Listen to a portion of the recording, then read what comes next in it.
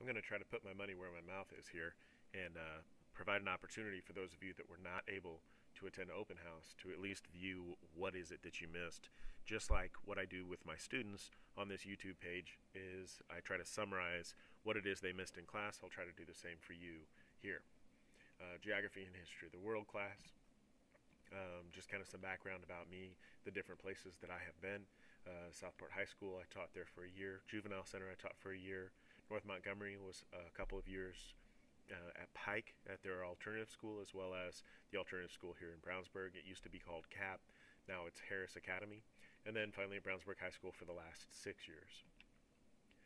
The goals for this school are 95% of seniors will graduate on time, 90% of sophomores will pass the Core 40 exams, and 95% of freshmen will earn 11 or more credits this first year. To contact me, email is best. It's faster. I can check email. I try to check every single class period. That's not to say that I can respond during class, but at least I know kind of what's coming up. And that way, hopefully, I can get to you within 24 hours. It's just much easier to do that than through the phone. It's hard to have a conversation on the phone and monitor class at the same time, obviously.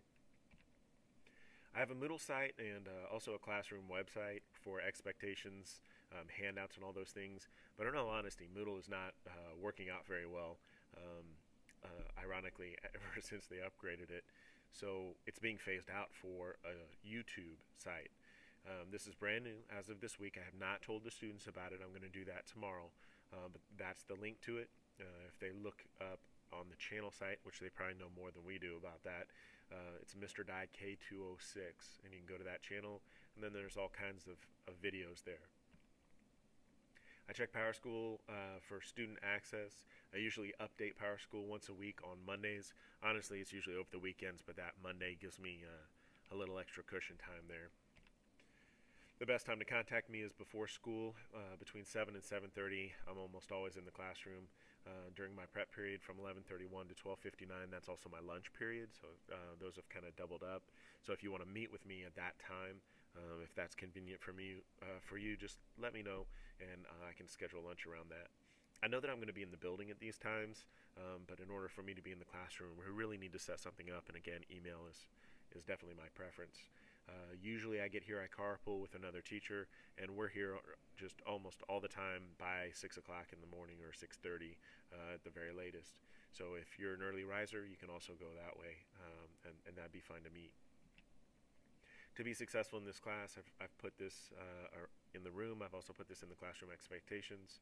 To be respectful, to follow the rules, to be prepared, use your time wisely in class, and then check what's now going to be the YouTube site for missed days or to review.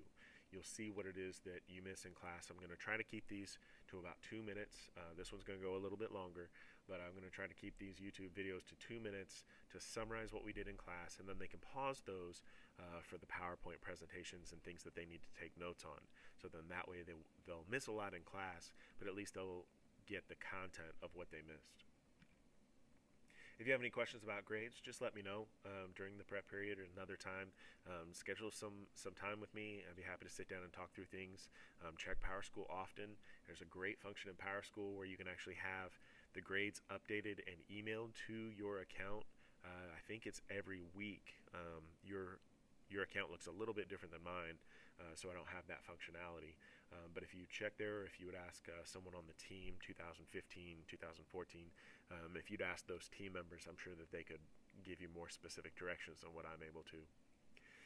About 80% of the class is based on assessments, and this is something that all three of the geography, history, the world teachers have kind of agreed to.